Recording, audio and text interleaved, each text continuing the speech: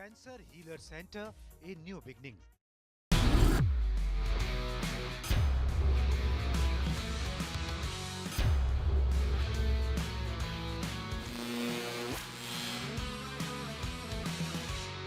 नमस्कार, स्पोर्ट्स 9 में आप सभी का स्वागत है। मैं हूं शिवेंद्र और जैसे जैसे आईपीएल के मैचेस की संख्या बढ़ती जा रही है वैसे वैसे रोमांचक मुकाबले भी देखने को मिल रहे हैं। साथ ही साथ बहुत कुछ पॉइंट टेबल में घटित हो रहा है जिस पर चर्चा करेंगे आज हम इस शो में। साथ ही साथ बताएंगे आपको कि आज किन दो टीमों के बीच मुकाबला होना है। बीती रात जो मैच हुआ उसका भी जिक्र करेंगे, लेकिन सबसे पहले शुरुआत कर लेते हैं आज के मैचेस से। जहां पर आज जो है मुकाबला होगा वो है 23rd यानी 23वां मुकाबला आज आईपीएल का खेला जाएगा, आईपीएल 2025 का। और यह मुकाबला होगा गुजरात वर्सेस राजस्थान। अहमदाबाद में शाम 7:30 बजे से यह मुकाबला जीटी वर्सेस आरआर शुरू होगा। गुजरात की टीम पॉइंट टेबल में दूसरे नंबर पर है, जबकि पॉइंट टेबल में 7वें नंबर पर राजस्थान की टीम है। ये थोड़ा सा चौंकाने वाला इसलिए है क्योंकि राजस्थान की टीम अपेक्षाकृत पहले के सीजन्स में उन टीमों में शुमार रही है जो शुरुआती मैचेस जीतते हैं और उसके बाद भले ही वो प्लेऑफ तक ना पहुंच पाए, भले ही वो ट्रॉफी के आसपास भी ना पहुंचे, लेकिन शुरुआती मैच जीतने की परंपरा राजस्थान की टीम से देखने को मिली है। इस बार यानी 2025 में ये नहीं देखने को मिल रहा है। टीम थोड़ा सा मुसीबत में दिखाई दे रही है, थोड़ा सा बैकफुट पर दिखाई दे रही है। संभवतः एक बड़ी वजह यह भी हो सकती है कि शुरुआत में टीम की जो कॉम्बिनेशन था उसको लेकर थोड़ा सा 19-20 हुआ, जब संजू सैमसन कप्तानी नहीं कर पाए, रेयान पराग को कप्तानी करनी पड़ी और फिर एक यंग खिलाड़ी के ऊपर जो टीम का मिडिल ऑर्डर का एक भरोसेमंद बल्लेबाज हो उस पर कप्तानी का प्रेशर जब आता है तो किस तरह से वो रिएक्ट करता है। जरूरी नहीं है कि हर बार सब कुछ पॉजिटिव ही हो, लेकिन अब यहां पर जो आप ये पॉइंट देख रहे हैं, गुजरात की टीम पॉइंट टेबल में नंबर 2 पर, यानी वो अपने आप को एक तरीके से मजबूत कर रही है उस जगह पर जो टॉप 4 में आती हैं, यानी प्लेऑफ की रेस। लेकिन राजस्थान के लिए अब ये मुकाबला बहुत जरूरी इसलिए हो गया है क्योंकि अब जैसे जैसे आप एक एक मैच हारेंगे वैसे वैसे आप पर दबाव बढ़ता जाएगा, वैसे वैसे प्लेऑफ की रेस जो है उसमें से आप बाहर होते जाएंगे। तो संभवतः ये अभी ऐसा नहीं है कि यहां करो या मरो वाला सिचुएशन है, लेकिन अब गुजरात की टीम को वो थोड़ा सा उस मोड में आना होगा जहां पर उसको राजस्थान की टीम को उस मोड में आना होगा जहां पर उसको 2-3 मैच लगातार जीतने हो तो जीते जाएं और फिर अपने आप को पॉइंट टेबल में थोड़ा बेहतर किया जाए।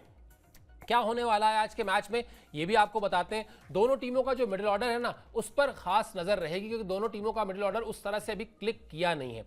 ये खासा जरूरी है आज के मैच में दोनों ही टीमों के लिए। Jos Buttler, Rutherford, Rashid Khan जैसे विदेशी खिलाड़ी हैं गुजरात की टीम में।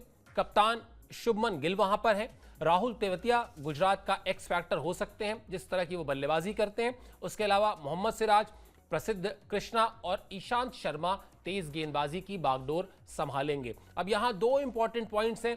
एक तो कप्तान शुभमन गिल से जुड़ा हुआ, क्योंकि कप्तान शुभमन गिल लगातार ये बात कह तो रहे हैं आईपीएल के इस सीजन के शुरू होने से ही कि उनको खुद लीडिंग फ्रॉम द फ्रंट जिसको कहते हैं वहां पर खड़े होकर पहले 6 ओवर्स में रन करने होंगे तेज गति से, ताकि स्कोर बोर्ड जो है उस पर मिडिल ऑर्डर के बल्लेबाज जो है उन पर उस तरह से प्रेशर ना आए और वो वहां पर रन पर थोड़ी देर क्रीज पर वक्त बिताकर रन जोड़ सकें। लेकिन अनफॉर्चुनेटली अभी तक शुभमन गिल इस तरह से कर नहीं पाए हैं। जिस तरह की उनकी बल्लेबाजी है, जिस तरह के वो खिलाड़ी हैं, जिस तरह का वो आक्रामक अटैकिंग बैटिंग करते हैं, वो अब तक नजर नहीं आया है शुभमन गिल से। उस तरह की पारियां अभी ड्यू हैं। तो एक तो वो बड़ी चीज हो गई। दूसरा जो समस्या है वो समस्या है फास्ट बॉलिंग डिपार्टमेंट में। कगिसो रबाडा को लेकर टीम आई थी, इस बार मैदान में उतरी थी, लेकिन वो उपलब्ध नहीं है। उनको लेकर जो कहानी है वो भी आपको आगे बताएंगे। चलिए, वो भी अपडेट आ ही गया है आपकी स्क्रीन पर। अभी तस्वीर साफ नहीं है, क्या वजह है ये तो नहीं पता, लेकिन व्यक्तिगत वजहों से वो वापस लौट गए थे। रबाडा की वापसी की तारीख अभी तय नहीं है। इस सीजन में गुजरात के लिए उन्होंने अब तक 2 मैच खेले हैं, जिसमें से एक मैच दोनों ही मैच में यानी पंजाब के अगेंस्ट और मुंबई के अगेंस्ट उन्होंने खेला था। एक मैच में दोनों ही मैच में 1-1 विकेट लिया था उन्होंने और 40-42 रन के आसपास दिया था। एक मैच में 41 रन दिया था, एक में 42 रन दिया था, या शायद एक में 42 रन, एक में 43 रन दिया था। ऐसे ही क्लोज बिल्कुल मैं बता रहा हूं आपको। लेकिन अभी वो टीम के साथ नहीं है और इस वजह से जो प्लेइंग 11 को लेकर स्ट्रैटेजी रही होगी ऑक्शन टेबल पर, वो स्ट्रैटेजी अभी तक पूरी तरीके से मैच नहीं कर पाई है टीम। यानी जो सोचकर इस सीजन में गए थे उस सीजन में अभी तक वो उस तरह का प्लेइंग 11 चुन नहीं पाए हैं। ये बात मैं अक्सर कहता भी हूं, आप लोगों ने सुना भी होगा जब हम लोग अक्सर चर्चा करते हैं कि साहब जब आप ऑक्शन टेबल पे बैठते हैं तो आपके जहन में आपकी टीम को लेकर एक प्लेइंग 11 होता है कि स्क्वाड तो होता ही होता है। स्क्वाड तो सभी चुनते हैं कि भाई हमारा ये 15, 17, 20 खिलाड़ियों का एक स्क्वाड है, लेकिन प्लेइंग 11 हर कप्तान के जहन में, हर कोच के जहन में, टीम मैनेजमेंट से जुड़े लोगों के जहन में, सपोर्ट स्टाफ के जहन में, फ्रेंचाइजी ओनर्स के जहन में, सबके जहन में रहती है कि ये हमारा प्लेइंग 11 होगा।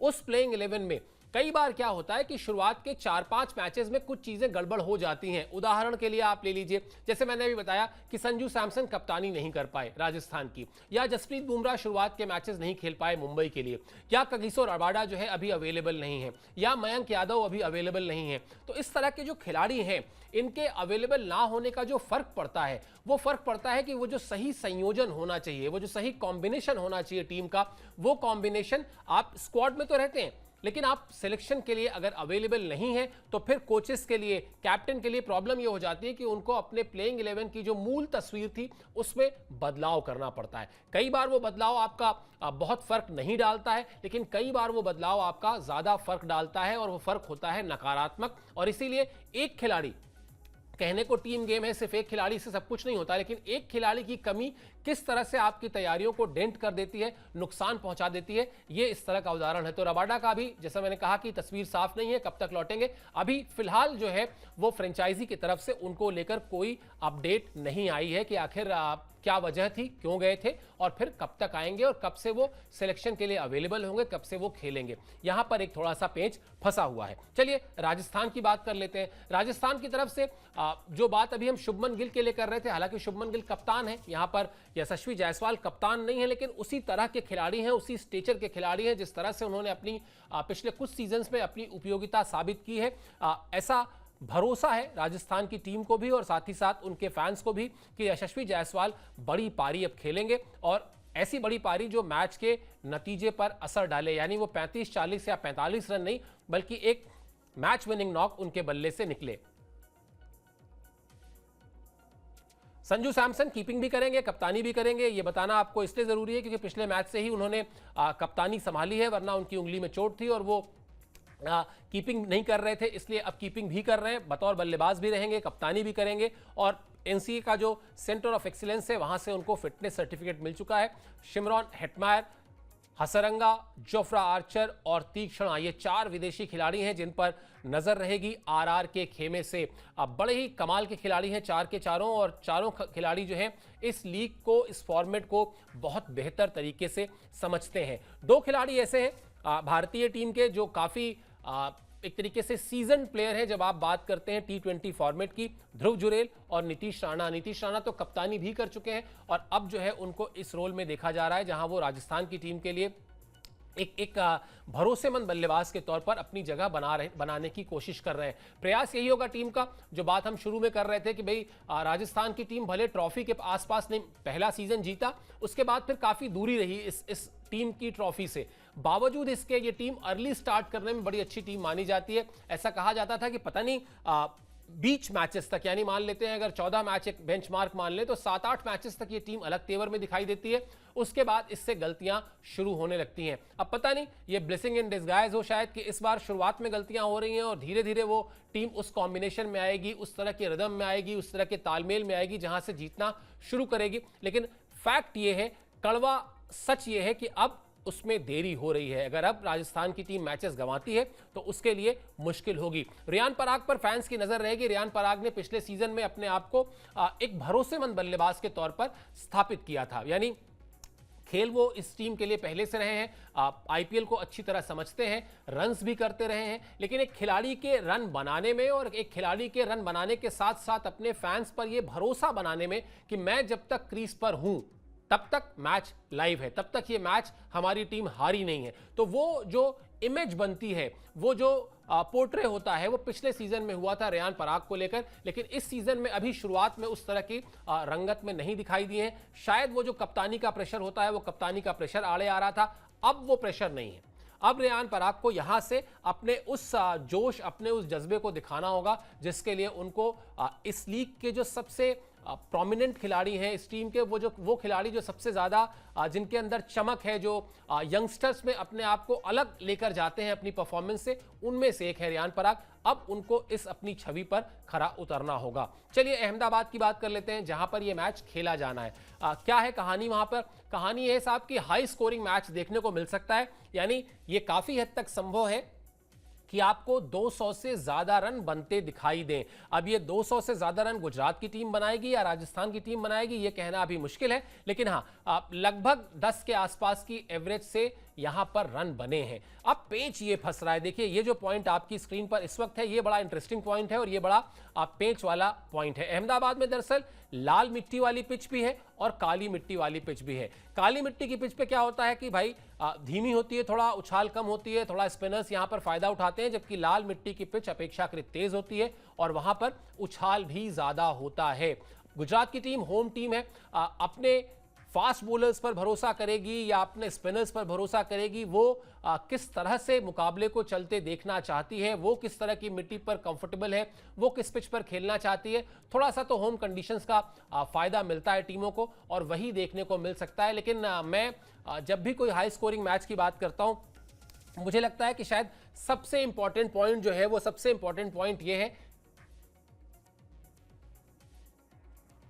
सबसे इंपॉर्टेंट पॉइंट यह है कि अगर 200 प्लस के आसपास रन्स बने तो मजा आने वाला है क्रिकेट फैंस को, जो अपना पैसा खर्च करके स्टेडियम में पहुंचते हैं, टिकट लेके स्टेडियम में पहुंचते हैं, उनके लिए पैसा वसूल मैच होने वाला है। तो 200 प्लस रन अगर बने तो फिर आप ये समझ लीजिए कि आज दर्शकों का पैसा वसूल है, क्योंकि दोनों ही टीमें फिर आपको चौके छक्के लगाती दिखाई देंगी और जाते भी हैं स्टेडियम में लोग इसीलिए कि वहां पर उनको वो एक्शन देखने को मिले। अब बात कर लेते हैं रिकॉर्ड बुक की, यानी रिकॉर्ड बुक में क्या है इन दोनों टीमों के आपस के आंकड़े जो हैं, आपस में जो मैचेस हैं उनका क्या लेखा जोखा है, ये भी हम आपकी स्क्रीन पर डाल रहे हैं। गुजरात का पलड़ा भारी है। यहां पर गुजरात और राजस्थान के बीच 6 मैचेस अब तक खेले गए हैं और बड़ी बात यह है कि ये तो एकदम एक तरफा किस्म का मामला है, जहां पर गुजरात टाइटंस ने 5 मैच में जीत हासिल की है। राजस्थान की टीम को अब तक सिर्फ 1 मैच में जीत मिली है और दोनों ही टीमों ने, ये भी बड़ा इंपॉर्टेंट पॉइंट है और अब इसको जोड़कर देखिए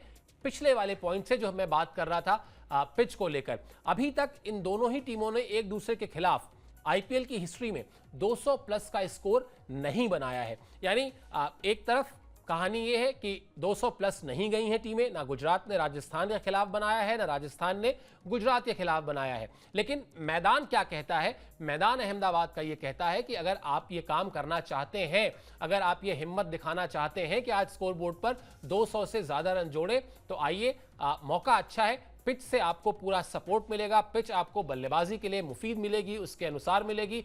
आइए, हिम्मत दिखाइए, थोड़ी आक्रामक क्रिकेट खेलिए और वो जो टीम इंडिया का एक हाल फिलहाल का एक आप कह लें कि मूल मंत्र है, हाई रिस्क हाई रिवॉर्ड, यानी थोड़ा जोखिम ज्यादा लीजिए तो आपको रिजल्ट भी बड़ा मिलेगा। तो अगर आप गुजरात या राजस्थान की टीम चाहती है कि वो ये जो 200 रन अब तक नहीं बने हैं, इस बैरियर को क्रॉस किया जाए, इस बाधा से आगे निकला जाए, तो फिर वही हाई रिस्क लेना होगा। अगर आप हाई रिस्क लेते हैं, यानी अगर 1-2 बल्लेबाज आपको किसी एक पर्टिकुलर गेंदबाज के अगेंस्ट ज्यादा आक्रामक होते दिखाई दे तो चौंकिएगा नहीं, वो पिच का खेल है। पिच ने कह दिया है कि भाई बल्लेबाजी के लिए आपको अगर रिस्क लेना है लीजिए, आपको गेंदबाजों के लिए बहुत ज्यादा जान है नहीं। तो अगर आज ये आंकड़ा बन जाए तो फिर घूम फिर के बात आएगी कि फैंस के लिए मजा आने वाला है। चलिए, मजा एक आपके लिए और आता है हमारे सवाल से, यानी जो हम क्विज आपसे पूछते हैं, जो हमारी वेबसाइट पर आपको हमने इस आईपीएल को लेकर आपसे जुड़े रहने के लिए एक नया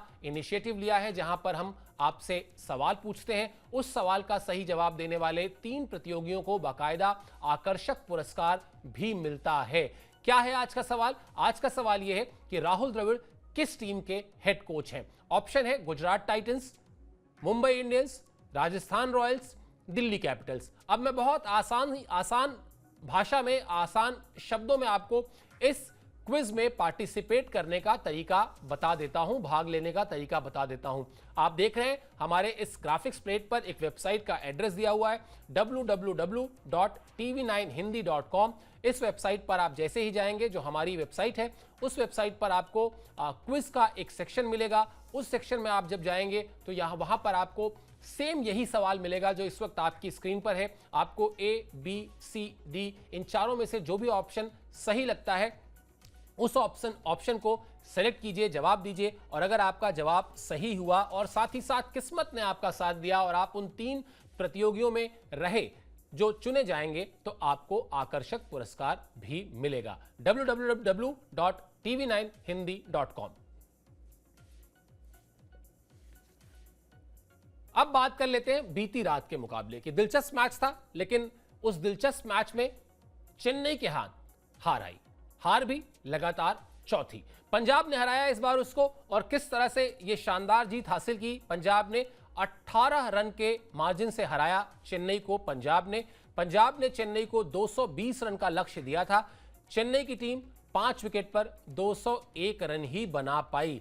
चेन्नई की इस सीजन की यह लगातार चौथी हार है, यानी चेन्नई भी अब उस जगह पर है जहां से हर एक हार का मतलब है कि आप प्लेऑफ की रेस से धीरे धीरे बाहर होते जाएंगे। अभी साफ कर देते हैं कि अभी इस हार का मतलब ये कतई नहीं है कि चेन्नई की टीम रेस से बाहर हो गई। अभी अगर यहां पर वो 2-3 मैच लगातार जीत लेती है तो उसकी स्थिति बेहतर हो जाएगी, लेकिन जिस तरह से लगातार हार रही है चेन्नई की टीम, उसके फैंस के लिए, उसके प्लेयर्स के लिए ये मायूसी की बात है। भूलना नहीं चाहिए, चेन्नई इस लीग की सबसे कामयाब टीम है, यानी चेन्नई और मुंबई ये 2 टीमें हैं जो इस लीग में 5-5 बार खिताब जीत चुकी हैं। और जिस टीम ने 5 बार खिताब जीता हो उसकी अगर यह हालत हो तो फिर थोड़ा चौंकाती भी है ये स्थिति। और लगता है कि शायद चेन्नई को, चेन्नई के फ्रेंचाइजी ओनर्स को, चेन्नई के कैप्टन को, कोच को, सपोर्ट स्टाफ को, सीनियर प्लेयर्स को, उन सबको ये सोचना पड़ेगा कि आखिर मिसिंग लिंक क्या है जो लगातार हार का सामना करना पड़ रहा है। किस तरह से ये मैच चला उस मैच पर भी बात करेंगे, लेकिन सबसे पहले बात कर लेते हैं प्रियांश आर्या की। क्या कमाल की बल्लेबाजी की उन्होंने, और जिस तरह की मुश्किल परिस्थितियों में उन्होंने बल्लेबाजी की उस पर भी आगे चर्चा करेंगे कि एक तरफ से विकेट गिर रहे थे लेकिन उन्होंने अपना खेल जो है स्वाभाविक वो जारी रखा। 42 गेंद पर 103 रन की तूफानी पारी खेली, 7 चौके 9 छक्के, 245.23 की स्ट्राइक रेट से प्रियांश ने रन बनाए।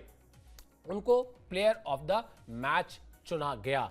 क्या कमाल की बल्लेबाजी की, और 245.23 की स्ट्राइक रेट ही बताती है कि किस आक्रामक अंदाज में उन्होंने इस मैच में बल्लेबाजी की है। हम लोग अक्सर ये बात करते हैं, अक्सर मैं अपने इसी शो पर आप लोगों से जब जुड़ता हूं तो मैं ये कहता हूं कि भैया T20 फॉर्मेट तो आपसे 150 प्लस की स्ट्राइक रेट मांगता है। आप 150 से ज्यादा की स्ट्राइक रेट से रन नहीं बनाएंगे तो फिर वो रन आपके अपने रिकॉर्ड में तो जुड़ेंगे, आपके अपने शायद कद बढ़ा देंगे आपका एक बल्लेबाज के तौर पर, लेकिन मैच के नतीजे पर वो असर डालेंगे रन, ये बहुत कम बार होगा। ऐसा फॉर्मेट ही है ये T20 कि आपसे डिमांड करता है कि आप 150 से ज्यादा की स्ट्राइक रेट से रन्स करिए, और वही काम प्रियांश आर्या ने किया। बड़ी दिलचस्प कहानी है ऐसी इनकी। कुछ दिन पहले डोमेस्टिक क्रिकेट में ये स्थिति हो गई थी कि एक टूर्नामेंट से पहले इनको घर भेजा जा रहा था ऑलमोस्ट कि आप जाइए, आपकी जरूरत नहीं है, आपकी फॉर्म अच्छी नहीं है, आप अभी अब जाकर आराम कीजिए या जाकर थोड़ा और अभ्यास करिए। लेकिन फिर कुछ सीनियर प्लेयर्स ने इनको रोका।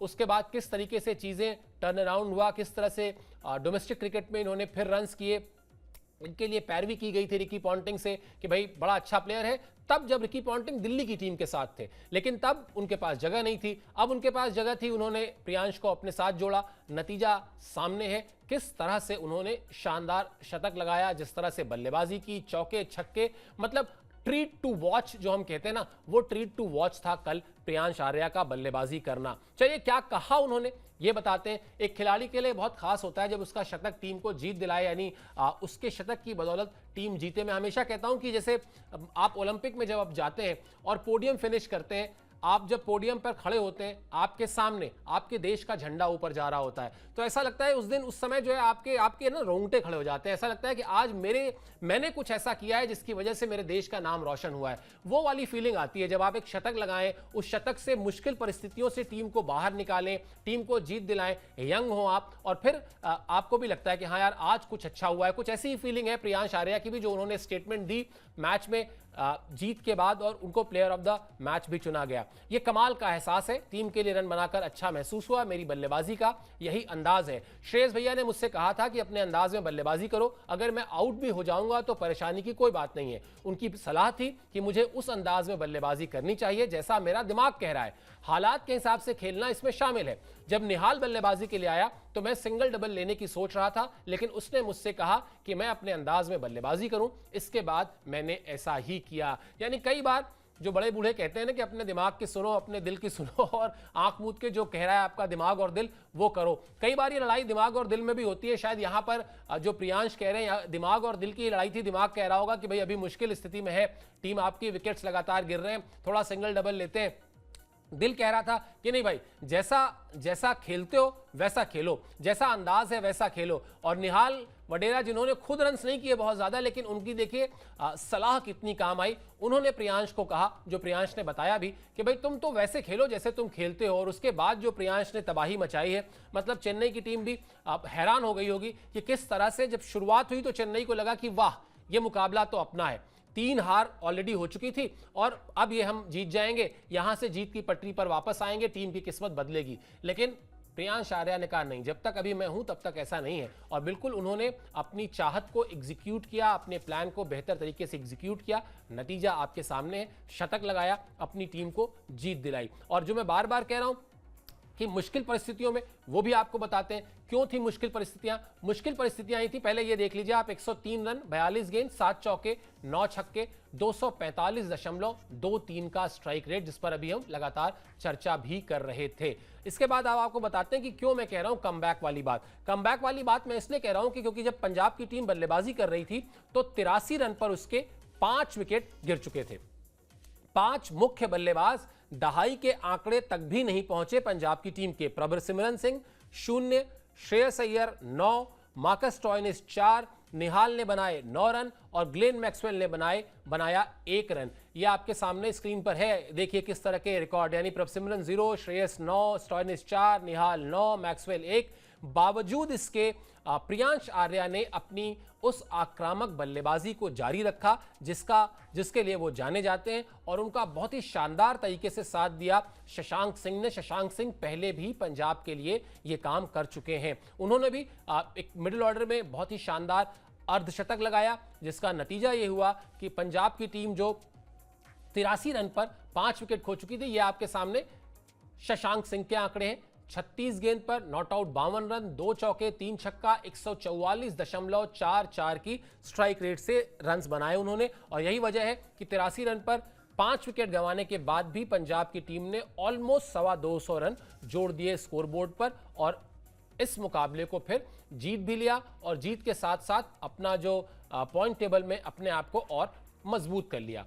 श्रेयस अय्यर पंजाब की टीम के कप्तान हैं, बड़े ही उत्साहित भी हैं इस जीत से। और जिस तरीके से देखा जाए तो पिछले सीजन में कप्तान थे केकेआर के, केकेआर चैंपियन बनी थी, लेकिन जिस तरह का क्रेडिट उनको मिलना चाहिए था वो पूरा मिला नहीं। शायद आप, ये बहुत ही डिबेटेबल है वैसे तो कि क्या गौतम गंभीर को ज्यादा मिल गया, क्या नहीं मिल गया, लेकिन हाँ, एक आईपीएल फ्रेंचाइजी को चैंपियन बनाने वाले दूसरे कप्तानों का जितना जिक्र होता है उतना जिक्र श्रेयस अय्यर का नहीं हुआ। उनके लिए नई फ्रेंचाइजी है, पहला चैलेंज। दूसरा चैलेंज, पंजाब की टीम कभी भी आईपीएल का खिताब जीती नहीं है, यानी वो जो एक कॉन्फिडेंस होता है टीम के अंदर ना कि हम तो अगर पहुंचेंगे तो जीत लेंगे, वो कॉन्फिडेंस पंजाब की टीम में नहीं है। ऐसे फ्रेंचाइजी के साथ श्रेयस अय्यर जुड़े हैं, और इस तरह के जब नतीजे मिलते हैं जहां पर मुश्किल परिस्थितियों से एक यंग प्लेयर आपको निकालता है, शतक लगाता है, तो दिखाता है कि कप्तान ने कहीं ना कहीं अपनी टीम में वो भरोसा इनकलकेट किया है कि आपको अच्छा परफॉर्मेंस करना है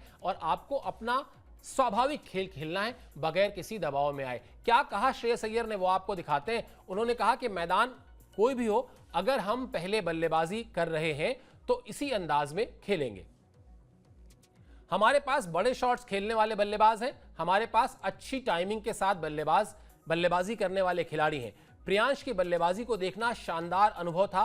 पिछले मैच में वो जोफ्रा आर्चर के खिलाफ थोड़ा असहज था, इस मैच में उसने अपने हिसाब से बल्लेबाजी की। वो बेखौफ होकर बल्लेबाजी करता है। मैं इसे अब तक के आईपीएल की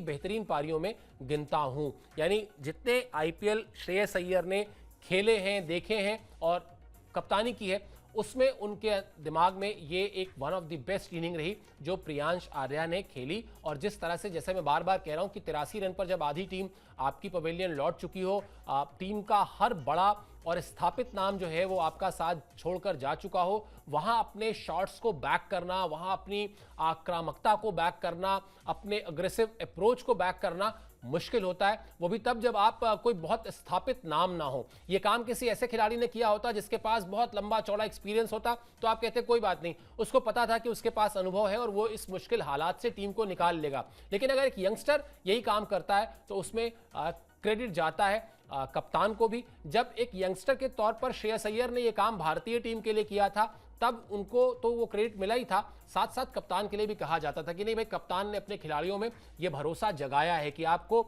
जीत हार बाद में सोचना है, आपको अपने खेल को एंजॉय करना है। आप जिस तरह की क्रिकेट खेलते आए हैं उस तरह की क्रिकेट आपको खेलनी है और वही काम इस मैच में पंजाब की टीम ने किया। हाई रिस्क हाई रिवॉर्ड जो बात मैं कर रहा था वो यही है। हाई रिस्क हाई रिवॉर्ड का मतलब भी यही है कि अगर एक तरफ से विकेट गिर रहे हैं तो आप हाथ पर हाथ धरे बैठे ना रहें, आप अपने बल्लेबाजी के स्वाभाविक अंदाज को भूलकर और बहुत ही एक फैब्रिकेटेड सी, एक बहुत ही नकली किस्म की बल्लेबाजी करने लगे जहां पर यह मकसद हो जाए कि बस क्रीज पर बने रहना है। उससे कोई फायदा नहीं होगा। अगर आप इसी इक्वेशन को ऐसे समझिए, मान लेते हैं प्रियांश आर्या सिर्फ अपनी विकेट बचा रहे होते, मान लेते हैं शशांक सिंह सिर्फ अपनी विकेट बचा रहे होते और ये टारगेट कर रहे होते कि 175 180 तक भी अगर ले गए, 83 पर 5 था, याद कीजिएगा, 83 पर 5 से अगर कोई टीम 180 190 तक जाती है तो वो बहुत ही कमाल का परफॉर्मेंस माना जाएगा। लेकिन आप हार जाते, 180 190 बनाने के बाद भी पंजाब की टीम तब हार जाती। लेकिन प्रियांश ने कहा, शशांक ने कहा, नहीं, हम लेंगे जोखिम।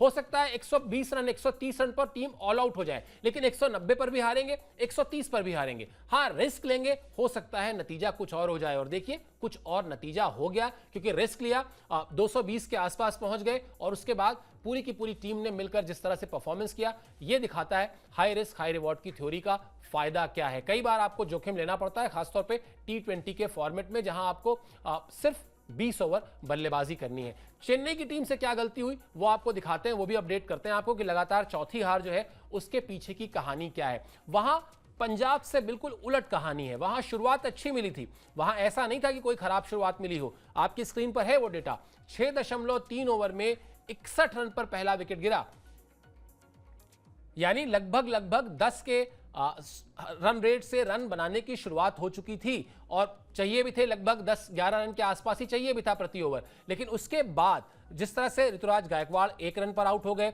उसके बाद खिलाड़ियों ने रन्स किए हैं। डेविन कॉनवे ने 69 रन किया है, शिवम दुबे ने 42 रन किए हैं, धोनी ने 27 रन बनाए हैं। बावजूद इसके वो जो स्ट्राइक रेट था जिसकी बात हम कर रहे थे, वो स्ट्राइक रेट शायद बल्लेबाजों ने ध्यान में नहीं रखा। वो जो आस्किंग रन रेट था वो लगातार बढ़ता चला गया और फिर वो उस जगह पर पहुंच गया जहां से मैच में जीत हासिल कर पाना असंभव सा लक्ष्य हो गया था। इस बात को लेकर लगातार चर्चा होती रहती है, लगातार इस पर उंगलियां उठती रहती हैं कि ये धोनी का अप्रोच था कि मैच को, जब वो इंटरनेशनल क्रिकेट खेलते थे, आपको याद होगा बहुत सारे मैचेस ऐसे हैं जहां वो मैच को अंत तक लेकर गए मतलब लास्ट के 2-3 ओवर में अगर प्रति ओवर 15 रन भी चाहिए, 12 रन भी चाहिए, तो वो लेकर गए वहां तक कि आखिर में जाकर फिर एक रिस्क लिया जाएगा, लेकिन पहले मैच को वहां तक पहुंचाएं तो। लेकिन अब वो थ्योरी नहीं चल पा रही है और इसके पीछे आप सिर्फ धोनी को दोष नहीं दे सकते, जो बाकी बल्लेबाज हैं, चाहे वो कप्तान ऋतुराज गायकवाड़ हो, चाहे डेविन कॉनवे हो, जिन्होंने 69 रन बनाए। कहने के लिए 69 रन एक 2020 के फॉर्मेट में इंपॉर्टेंट होते हैं, लेकिन वो रन इस मैच में नतीजे के लिहाज से देखा जाए उन रनों का कोई योगदान नहीं है। शिवम दुबे ने 42 रन बनाए, लेकिन उन रनों का कोई योगदान नहीं है। और शिवम दुबे का जो रोल है इस फ्रेंचाइजी के साथ, वो रोल ये नहीं है कि वो 42 रन बना लें या 150 160 की स्ट्राइक रेट से रन्स कर लें, बल्कि वो रोल ये है कि जब आपको मैच फिनिश करना है, आपको अगर 200 की स्ट्राइक रेट से बल्लेबाजी करनी है तो आप वहां पर जाकर उस दमखम के साथ बल्लेबाजी करें, वरना फिर यही होगा जो बात हम लगातार करते ही हैं कि फिर आप मैचेस तो खेलेंगे, क्योंकि मैच खेलने ही खेलने, तो मैच तो खेलेंगे आप, लेकिन फिर आप वो प्लेऑफ की रेस जो है, यानी वो जो टॉप 4 टीम है पॉइंट टेबल की, उस रेस से आप धीरे धीरे बाहर होते जाएंगे। लगातार चौथी हार, और चेन्नई की टीम जो है वो उन टीम्स में से है इस लीग की हिस्ट्री में जिसका फैन बेस बहुत स्ट्रांग है, जिस पर फैंस उसके डाई हार्ड फैंस हैं, वो चेंज नहीं होते, वो यहां वहां नहीं जाते, वो बिल्कुल अपनी टीम के साथ, माही के साथ अड़े रहते हैं, खड़े रहते हैं। अब यहां पर स्थिति यह है कि माही नहीं चल रहे, और अगर माही चल भी रहे हैं तो उस तरह से नहीं चल रहे हैं कि वो अपनी टीम को जीत दिलाएं। रन उन्होंने किए हैं, कल भी उन्होंने ठीक ठाक स्ट्राइक रेट से रन बनाए हैं, लेकिन उनके रन बनाने के बाद भी टीम जीती नहीं है। यानी नतीजा क्या है? 0 है, और लगातार 4 हार अब हो चुकी है। तो यहां से चेन्नई के लिए अब थोड़ा सा सबक भी है, और समझना होगा कि भाई आखिर वो रन जो चाहिए वो किस रफ्तार से चाहिए जिससे कि जीत मिले, वरना लगातार 4 के बाद तो किसी भी टीम के फैंस मायूस होते हैं। वही कहानी चेन्नई की भी है जो हम आपको लगातार बता रहे हैं। तो अब यहां से हर एक मैच जो है, क्योंकि अभी तक सिर्फ 1 जीत मिली है, 5 मैच हो चुके हैं, 9 मैच अब बाकी हैं, 9 में से लगभग आपको अब 7 मैच जीतने होंगे। तो चुनौती अब बड़ी है चेन्नई के लिए, जितनी जल्दी जीत की पटरी पर वापस आए उतना अच्छा है। कुछ एक मैचेस लगातार जीते जाएं ताकि वो जो आत्मविश्वास अभी डगमगाया हुआ है वो आत्मविश्वास पहले से बेहतर हो, मजबूत हो। लेकिन इन सब के लिए खिलाड़ियों को एकजुट प्रदर्शन करना होगा, गेम अवेयरनेस दिखानी होगी, किस स्ट्राइक रेट से रन बनाना है, किस तरह से रन रेट का हिसाब किताब रखना है, वरना अंत के ओवर्स के लिए अगर आप ढेर सारे रन जोड़कर रखेंगे कि बाद में बनाया जाएगा तो फिर वो होता ना तो दिख रहा है ना होता आगे दिखाई देगा। चलिए, इस शो पे आप हमसे जुड़े इसके लिए मेरी तरफ से शुक्रिया और आभार, इस गुजारिश के साथ कि स्पोर्ट्स 9 को सब्सक्राइब कर लीजिए। आपको सारे अपडेट बिल्कुल एकदम 360 डिग्री कवरेज आईपीएल की हम लगातार कर रहे हैं, वो आप तक हम पहुंचाते रहेंगे।